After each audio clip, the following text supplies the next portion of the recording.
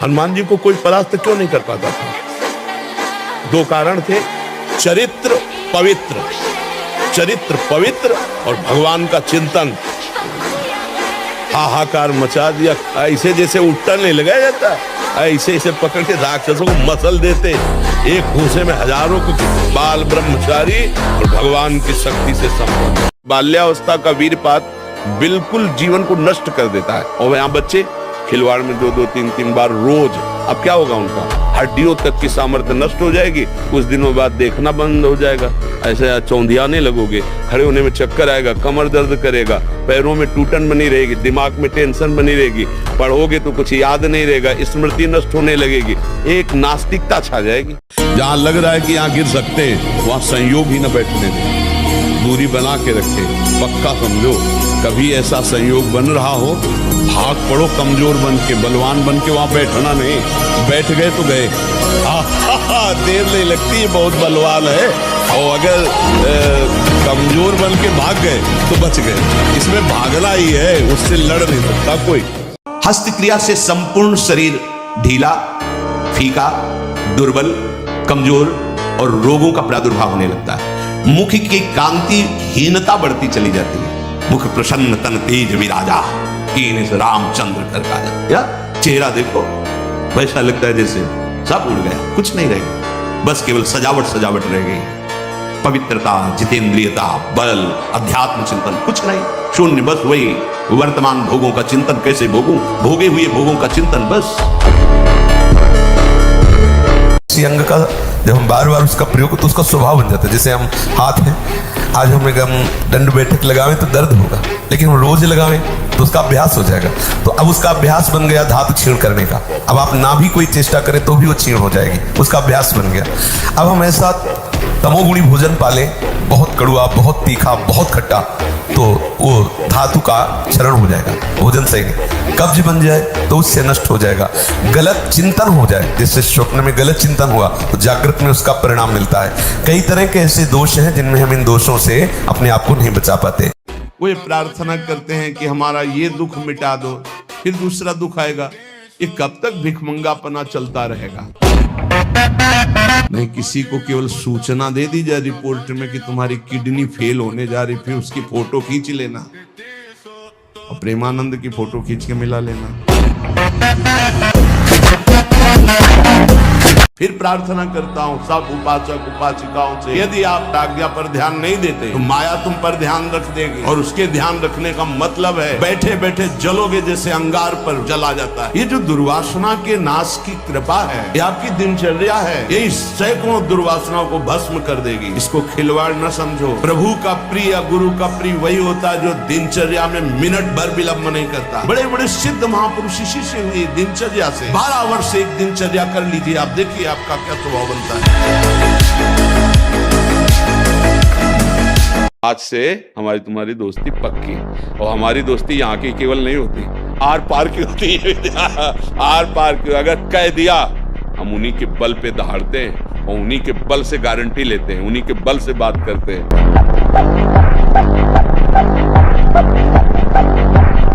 रुष्टा छड़े तो थोड़ी चीज मिली, फूल गए, थोड़ी गई, दैया दैया। ये हमारा जीवन नहीं। एक गंभीर स्वभाव बनाओ, एक उत्तम विचार बनाओ, एक उत्तम कार्यरत रहो, तुम्हें देखो अभी जीवन में चमत्कार आ जाएगा। बात समझो, ये बाहरी आशीर्वाद से कुछ नहीं होता।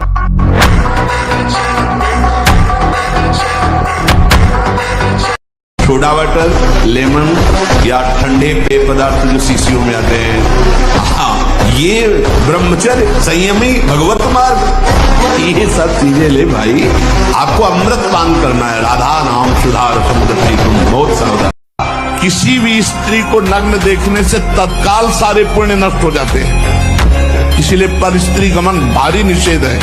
अगर ब्रह्मचर्य से रहो और पवित्र अन्न पाओ और डट के व्यायाम करो तो तुम किसी को भी परास्त कर सकते हो। मृत्यु से बढ़कर कोई खेल नहीं, मृत्यु तू मेरा प्रीतम है। पढ़ो विभूतियों में भगवान कह रहे सब कुछ हरण करने वालों में मैं मृत्यु हूँ। जब आप आ रहे तो फिर मृत्यु भयभीत करो। इससे बड़ी कोई घटना होती है? एक कायर थोड़ी इस मार्ग में चलते हैं, सूरवीर। हम भगवान के अंश से हारने वाले नहीं हैं। ये बिल्कुल किसी भी बच्चा के मन में नहीं रहना चाहिए फेल हो गए तो क्या होगा, क्या हो गया, यही जिंदगी है, फेल हम कैसे हो जाएंगे। अगर हमसे चूक हुई है और हम फेल हो जाते हैं तो बर्दाश्त है, अगली बार हम फिर और पढ़ाई पढ़ेंगे, अगली बार हम और हिम्मत करेंगे। कि अगर विद्यार्थी परास्त हो जाता है पढ़ने में तो जीवन नष्ट करने की नहीं सोचना। एक जीवन ऐसा है जो जगत में प्रकाशित हो जाएगा। भगवान के आश्रित हो, कोई व्यापार कर लो, हम एक नौकरी कर लेंगे, अपने जीवन को थोड़ी नष्ट करेंगे। हम छोटे से छोटा कार्य कर सकते हैं और भगवान हमारे साथ है तो बड़ाई उनके हाथ में, वो बड़ा कर दे। थोड़ा 10-20 वर्ष ब्रह्मचर्य रहो, फिर आप देखो कैसा आनंद आता है। कोई भी सर्दी गर्मी बरसात मान अपमान दुख सुख छू नहीं पाता। हर कष्ट को सहने की सामर्थ्य ब्रह्मचारी के अंदर होती है। आप शरीर पवित्र रख के देखो, 1 महीना झूठा मुंह मत रखना, शरीर पवित्र रखो और ब्रह्मचर्य रह के देखो, 1 महीने में आपको ऐसा लगेगा आप देवता। अपने पास ऐसे भी लोग आए हैं जो एक 24 घंटे में 7 बार धातु का चरण करते हैं। हालत ये हो गई, ना आंख में चश्मा काम कर रहा है, ना भोजन पचाने के लिए आंख काम कर रही, हर तरह से वो नष्ट होते चले जा रहे। अब ये खिलवाड़ यदि जीवन में करोगे, फिर इसके बाद आप कोई उपाय ढूंढोगे तो क्या उपाय रहेगा। आपकी 12-13 वर्ष की अवस्था है, उस अवस्था से आप ऐसा निंदनीय कार्य कर रहे हैं तो आप अपने जीवन का नाश कर रहे हैं। आज अपने माता पिता की सेवा तो करते नहीं, राष्ट्र सेवा के लिए कैसे भावना बनेगी। सयाने हो जाते, पढ़े लिखे हो जाते, धन कमाते हैं, अब उनको लगता है माता पिता भार है, उनको छोड़ देते। प्रायः कोई बिरले ऐसे पुत्र हैं जो अपने वयोवृद्ध माता पिता की सेवा करें। हमें लगता है उनको बैठकर शिक्षा देनी चाहिए कि माता पिता की सेवा, परिवार की सेवा, समाज की सेवा, राष्ट्र की सेवा, इसी से भगवान प्रसन्न होते हैं। अगर हम मंदिर में पूजा करें और बूढ़े माता पिता भूखे बैठे रहे तो भगवान कोई सेवा स्वीकार करने वाले नहीं। अभ्यास तो इतना विचित्र है भैया कि हमको एक साधक मिला, उसने बताया मैं करता ही नहीं, सोते हुए मेरे हाथ से हो जाता, मैं करता भी नहीं हूँ, मुझे सुध भी नहीं रहती। तो हमें पहले तो लगा कि ऐसा कैसे हो सकता है, फिर चिंतन में आया कि अभ्यास के द्वारा हो सकता है। अभ्यास, गलत अभ्यास हमारे जीवन को नष्ट कर देता है। तो क्या हम सही अभ्यास से धीरे धीरे गलत अभ्यास पर शासन नहीं कर सकते? कर सकते हैं।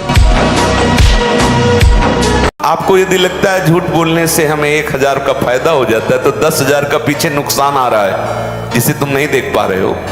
माना सत्य बोलने से आपको 4 रुपए मिलेंगे और झूठ बोलने से 400 मिलेंगे। लेकिन आप ध्यान रखना, अगर झूठ बोल के कमाओगे तो ऐसे बच्चे पैदा होंगे कि जिंदगी भर उनकी तुम्हें सेवकाई करनी पड़ेगी और अधर्माचरण में तुम्हारी प्रवृत्ति बढ़ेगी।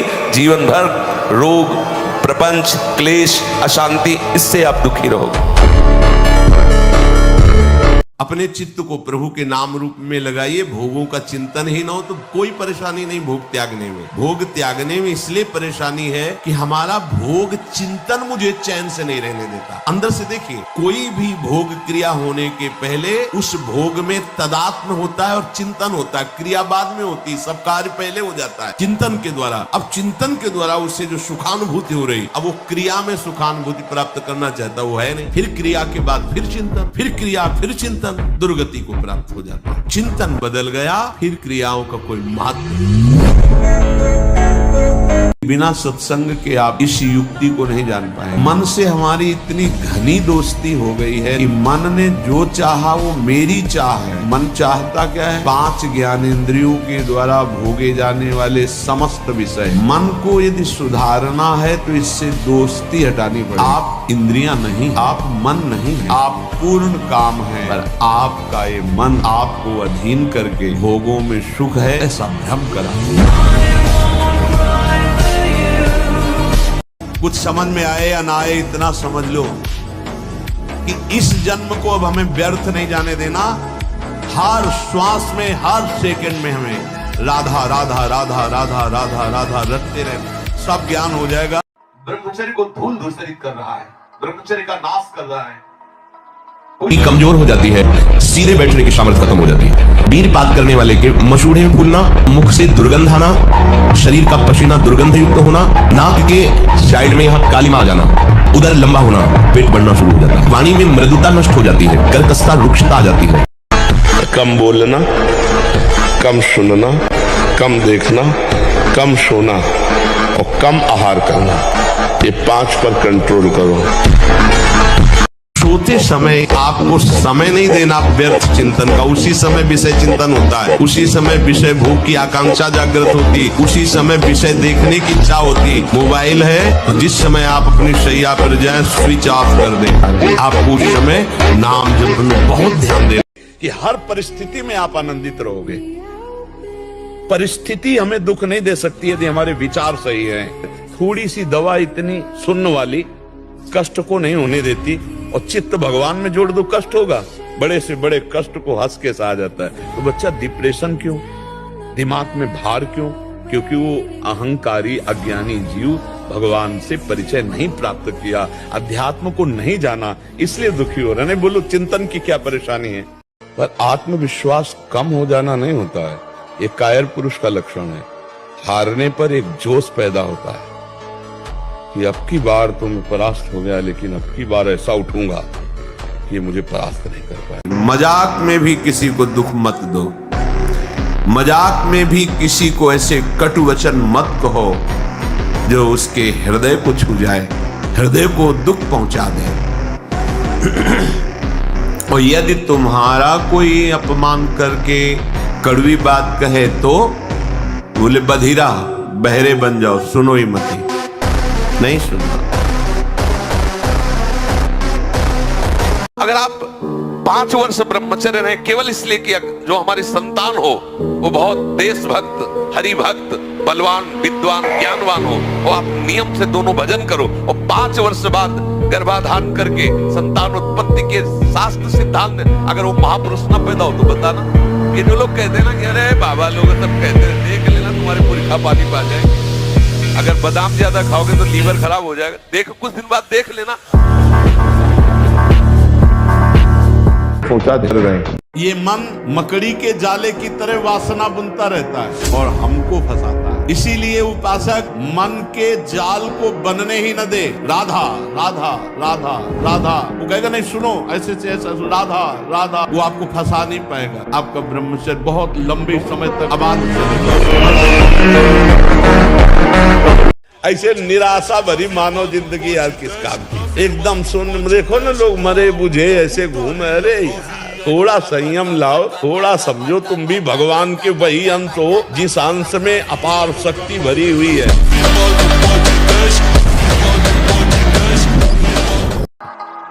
और शरीर जैसे जवान शरीर है, व्यायाम करो। चिंतन से गर्म हो जाती है नाड़ी, तो वीर पूरे शरीर के रक्त के साथ है, उसी से आपकी हड्डियां मजबूत होती हैं, उसी से आपका शरीर बलिष्ठ होता है, उसी से आपके मन को पवित्र विचारों में चलने की सामर्थ्य मिलती है। कहना नहीं पढ़ाई पढ़ रहा हूँ, नाम जप कर रहा हूँ, तुम्हारी गरज हो तो पास कर देना, तुम्हारी गरज हो तो पास कर देना।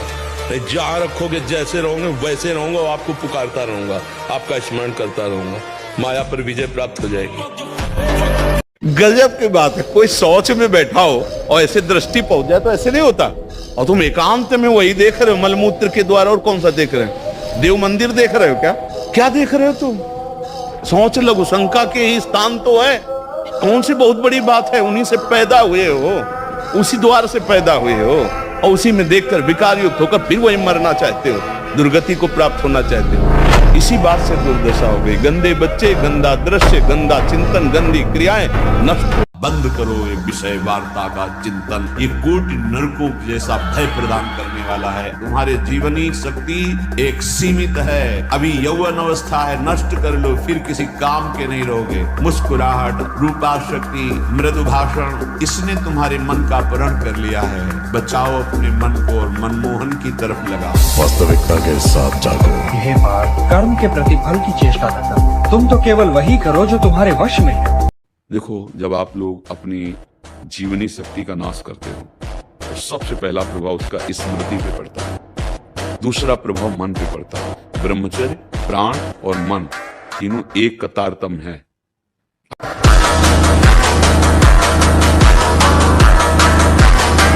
अगर आपका पेट साफ नहीं तो आप ब्रह्मचर्य नहीं रह सकते। आपका उदर विकार बना रहता है तो नींद, आलस्य और प्रमाद पर विजय प्राप्त नहीं कर सकते। कब्ज बनी रहे।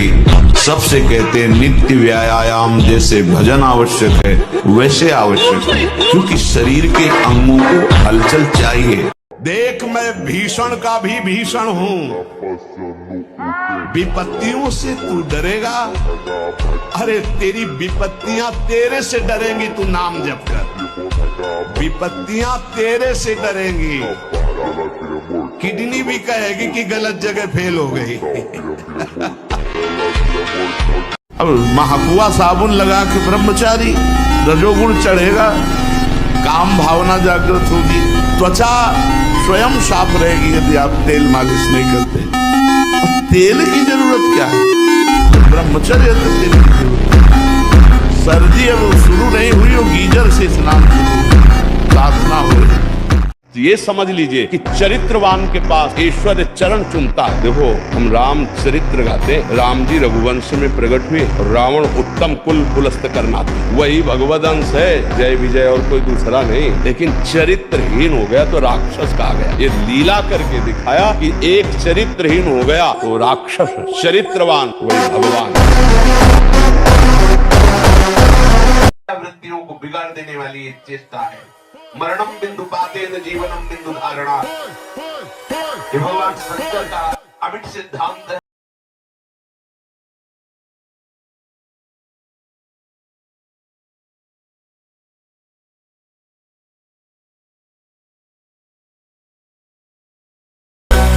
ब्रह्मचर्य हमें तेजस्विता, स्मृति, बलवान और लक्ष्य पर चलने की योग्यता प्रदान करता है। आज हमारा समाज ब्रह्मचर्यहीन होता जा रहा है, इसीलिए लक्ष्य से भ्रष्ट हो गया है, इसीलिए वो नकारात्मक सोच वाला बन गया है। हिंसा, व्यभिचार, व्यसन उसके जीवन में बढ़ गए हैं। ब्रह्मचर्य एक अमोघ शक्ति है। युद्ध कर, उठ, हारेगा, मारा जाएगा तो स्वर्ग मिलेगा और जीतेगा तो भूमि का राज। कार्य में लगा। बहादुर आदमी चोट लगने पर और खूंखार होता है। कायर आदमी एक बूंद खून देखेगा दैया रे भाग गया। तो ये कायरों का मार्ग थोड़ी है, सूरवीरों का मार्ग है। अगर कहीं भी हम झुकते तो हम सावधान होते हैं। ये कौन सी ऐसी वृत्ति है जो मुझे रौंद दिया, गिरा दिया? सूक्ष्मता से उस वृत्ति को पकड़ा और कस दिया। डरो मत, घबराओ मत, गिर जाना भी यहाँ दौड़ना है। अगर गिर भी गए तो अनुभव करो कहां से फिसले, वहां से आप सावधान हो। ये ऐसा खेल नहीं है कि आप निराश हो जाएं, आप परास्त हो जाएं। कोई गर्व न करे महीना दो महीना ब्रह्मचर्य रह के कि मैं काम विजयी हो गया। भगवान शंकर की समाधि भंग कर सकता है, तुम तो जीव हो, वो शिव है, वो शिव है, उनकी समाधि भंग कर सकता है, तो जीव हो। मुख से दुर्गंध और शरीर से दुर्गंध आने लगती है जो अपनी इस ब्रह्मचर्य शक्ति का नाश करता है। दुर्गंध युक्त शरीर हो जाता है। नाक के किनारे ऐसी हल्की हल्की झाई आने लगती है, ऐसे यहाँ हल्की हल्की झाइयां पड़ने लगती, काले दाग जिन्हें कहते हैं। ये चिन्ह है ब्रह्मचर्य का नाश करने की।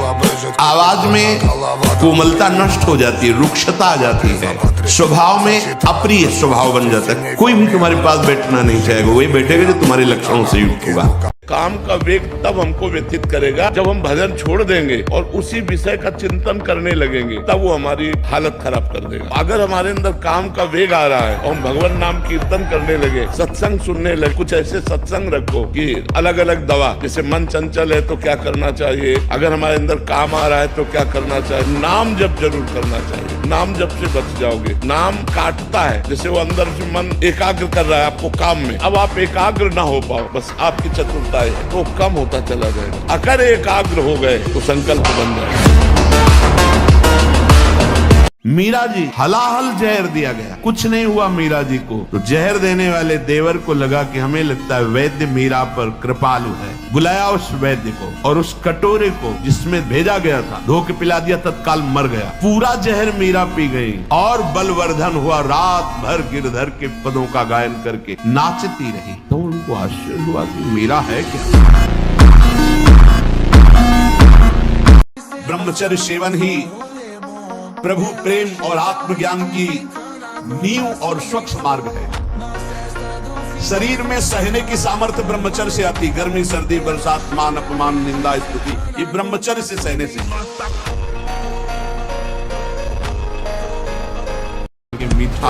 मीठा तो ब्रह्मचर्य में थोड़ा बस ले ले, इसके बाद अधिक मीठा भी वो जहर का काम करेगा, स्वाभाविक ब्रह्मचर्य को नष्ट करेगा। जो भोजन कब्जियत बनाती है, अगर ऐसा भोजन पाया जाएगा तो ब्रह्मचर्य अपने आप अपने दोष के रूप में नष्ट हो जाएगा। सात्विक भोजन, पेट साफ बहुत आवश्यक। हल्का भोजन, कम मात्रा में, पेट उधर बहुत सुंदर आपके भजन की वृत्ति बढ़ेगी। आपका ब्रह्मचर्य बहुत लंबे समय तक आबाद चलेगा।